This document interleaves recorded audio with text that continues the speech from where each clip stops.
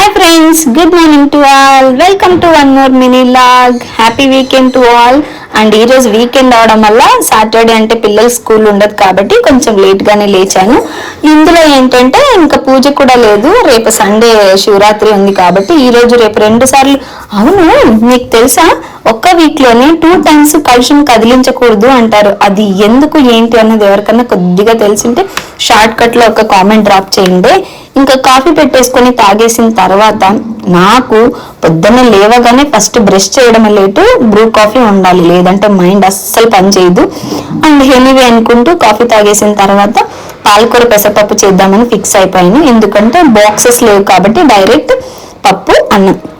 So దానికోసం ఒక చిన్న 10 రూపాయలు కట్ట పాలకూర తెచ్చుకున్నా. ఆనియన్, టొమాటో, పచ్చిమిర్చి, వెల్లుల్లి ఏది కావాలో కట్ చేసి పెట్టేసుకున్న తర్వాత రైస్ పెట్టేసి, రైస్ అయ్యే గ్యాప్లో నేను ఇవన్నీ కట్ చేసుకునే టయానికి పెసరపప్పును అయితే బాయిల్ చేసి పెట్టుకుంటాను అనమాట. సో అది బాయిల్ అయింది, అది లైట్గా అలా ఎనిపేసుకున్నాను.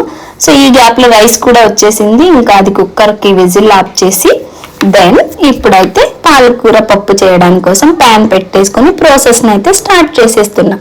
బేసికలీ కందిపప్పు అయితే డైరెక్ట్గా కుక్కర్లో పెట్టేస్తాను. ఇలా పాలకూర పెసరపప్పు చేసినప్పుడు అయితే నేను ఇలా ప్యాన్లోనే చేసుకుంటాను.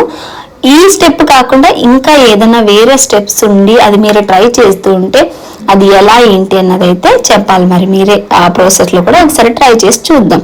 బేసికలీ నేను చేసే పాలకూర పెసరపప్పు చాలా అంటే చాలా బాగుంటుంది అని మా పిల్లల కామెంట్. ఎవరి డబ్బు వాళ్ళే కొట్టుకోవాలి మరి అని అనుకోకండి, జస్ట్ చెప్తున్నా. వాళ్ళ అమ్మ చేసింది ఆ పిల్లలకే కదా ఎక్కువగా నచ్చేది, అలా అనమాట. సో ఈ పాలకూర పెసరపప్పుకి చపాతీ రైస్ అంటే చాలా బాగుంటుంది. And compare to rice chapati బాగుంటుంది, బట్ ఈరోజు టైం కూడా లేదు. సో అందుకోసం నేను మా పిల్లలు ఏంటంటే బాక్స్ లేదు కదమ్మా రైసే చేసే అన్నారు. సో దట్ నేను ఇంకా చపాతీ కూడా ట్రై చేయాలనుకోలేదు, రైస్ పెట్టేశాను కాబట్టి. దెన్ ఇంకా ఇలా పట్టమని పెసరపప్పు అయ్యేలోపు నేను కూడా సో ఇల్లంతా క్లీన్ చేసేసుకొని ఫ్రెష్ అప్ కూడా అయిపోయాను అనమాట.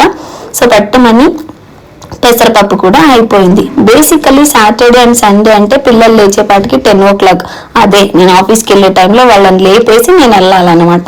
ఇంకా పప్పు అయిపోయింది, నేను కూడా ఫ్రెష్ అయ్యాను, దీపాలు కూడా వెలిగించాను అనమాట. సాటర్డే పూజ లేకుండా క్లీన్ చేయకుండా దీపాలు వెలిగించుంటే ఏదోలాగుంది. ఇంకా రేపు ఎలాగో చేస్తాంలే అని నాకు నేనే రిలాక్స్ చేసుకున్నా. అండ్ తినేసి పప్పు అన్నం కాంబినేషన్ సూపర్గా ఉంది, తినేసి ఆఫీస్కి వెళ్తున్నాడు. Subscribe, that's all today.